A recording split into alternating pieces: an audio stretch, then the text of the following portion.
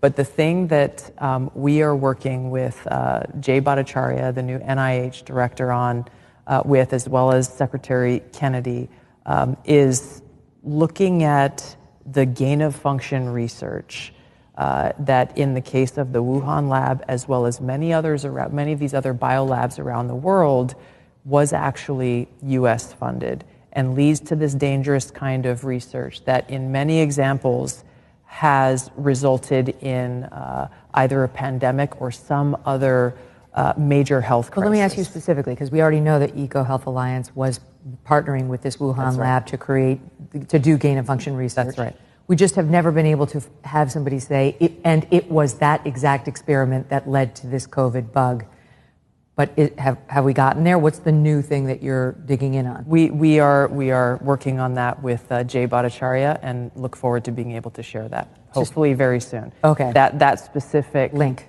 Correct, between the gain-of-function research and what we saw with COVID-19. I mean, that would be extraordinary, because just so the audience knows, if that's true, if it was Peter Daszek's research with the Wuhan so-called bat lady that caused this pandemic, then we did fund it. Then Anthony Fauci helped fund the pandemic. The thing that he denied over and over and over to Senator Rand Paul's questioning. That's right, under oath. Under oath, exactly. So is it any wonder that he sought a preemptive pardon for anything during a certain period of time by President Biden before he left office? And then strong-armed and smeared people like Dr. Jay Bhattacharya, anybody who came out and said, I don't know if that's natural. This actually smacks of lab. And the reason why this is so important is not just what happened in the past. It's because this gain-of-function research is happening in biolabs around the world.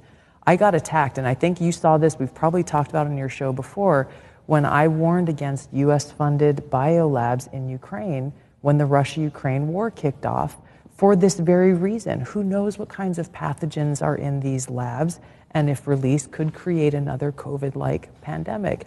And for that, I was called a Russian asset. You're, trumpeting Putin's talking points, all of this nonsense, simply for speaking the truth and stating facts that, by the way, are still on U.S. Embassy Ukraine's website today about how the U.S. has funded these biolabs in Ukraine.